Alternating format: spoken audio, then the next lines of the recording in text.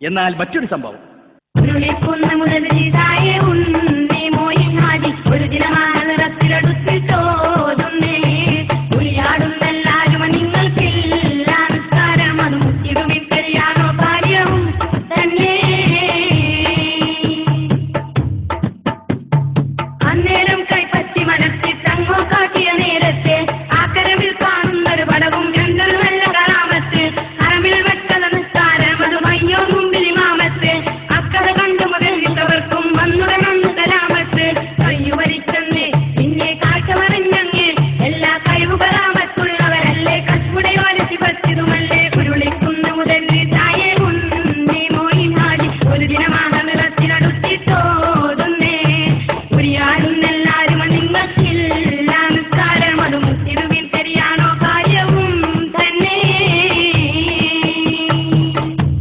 മടവൂർ ശേഖ് നിസ്കരിക്കാറില്ലത്രേ.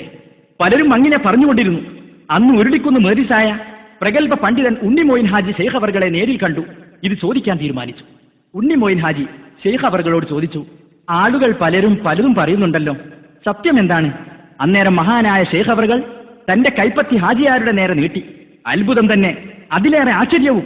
സാക്ഷാൽ ടെലിവിഷൻ പോലെ അതാ ആ കൈവെള്ളയിൽ ഒരു ഫോട്ടോ പ്രത്യക്ഷപ്പെട്ടു. അപാലവൃദ്ധം ജനങ്ങൾ ഹറമിൽ നിന്നുകൊണ്ട് നിസ്കരിക്കുന്ന രംഗം. മഹാനായ CM അവർകളതാ അവർക്ക് ഇമാമായി നിസ്കരിക്കുന്നു. അതെ, അപ്പൊ CM അവിടെ എന്ത് ചെയ്യുന്നു? ഇമാമായി നിസ്കരിക്കുന്നു. അതുകൊണ്ടാ മൂപ്പർ ഇവിടെ നിസ്കരിക്കാത്തത്.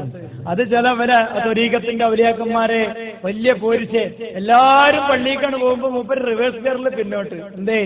ഔലിയപ്പാപ്പാക്ക് 4 ജസദുള്ളതുകൊണ്ട് 40 ജസദുള്ളതുകൊണ്ട് അമേരിക്കയിലും ഇംഗ്ലണ്ടിലും ആഫ്രിക്കയിലും പിന്നെ മക്കയിലൊക്കെ ജസദുള്ളതുകൊണ്ട് മക്കത്ത് നിസ്കരിക്കൽ തന്നെ പണി.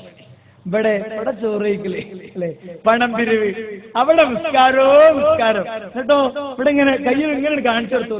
നിങ്ങൾക്കറിയോ സുഹൃത്തുക്കളെ, നിങ്ങൾക്കറിയോ അല്ലാഹുവിന്റെ റസൂല് ഒരു ജസദുള്ളൂ കേട്ടോ, ഒരു ജസദുള്ളൂ.